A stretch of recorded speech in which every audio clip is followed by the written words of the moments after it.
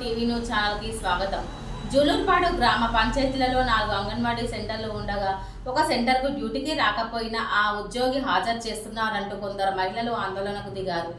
MA, BA, B Ed చదివి స్థానికంగా ఉన్నాం, మాకు అంగన్వాడీలో ఉద్యోగం చేసుకునే అవకాశం ఇవ్వండి అంటూ ప్రాధేయపడ్డ పెడచెవిన పెట్టారు. సంబంధిత అధికారులు అలాంటి అధికారులను కొందరు డ్యూటీకి రాకపోయినా వారికి హాజరు ఎలా వేస్తున్నారంటూ మహిళలు నిలదీశారు. ఏది ఏమైనప్పటికీ అంగన్వాడీ సెంటర్లలో అక్రమాలు తావు లేకుండా చర్యలు తీసుకోవాలని మండలంలో ఉన్న కొందరు ప్రజలు సంబంధిత అధికారులను వేడుకుంటున్నారు.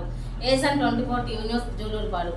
తీసుకున్నావు, ఫోన్ మాకు ఇచ్చేయి, తాళాలు ఇచ్చేయి, స్టాక్ మొత్తం అప్పచెప్పేసేయి అనేసి అని మేడం మీద గట్టిగా మాట్లాడేసరికి నిన్న హాజరు వేసేసారు మేడం గారు.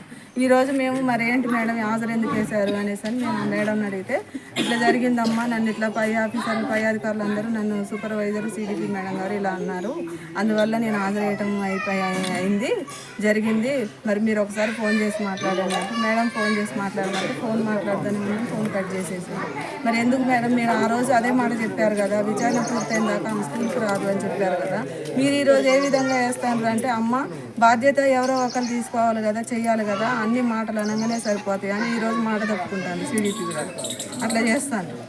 మరి ఏ మాట అయింది, సర్వే అయిందమ్మా, ఎంక్వైరీకి వచ్చాము, మరి ఇట్లా అయిందమ్మా, మరి ఆమెకే అవుతుంది అని ఏదో ఒకటైనా మాకు చెప్పైతే మేము సైలెంట్గా ఉండటం ఏదో ఒకటి చేస్తాం కదా, ఏది చెప్పుకోకుండా ఏ మాట బయటికి రాకోకుండా అట్లా వాళ్ళ ఇష్టం వచ్చినట్టు చెప్పా చేయకోకుండా అట్లా చేస్తే ఏంటి పరిస్థితి ఏమన్నట్టు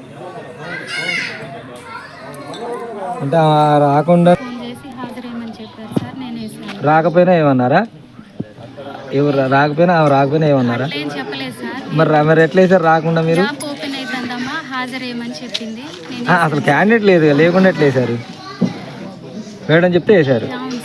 ఓకే.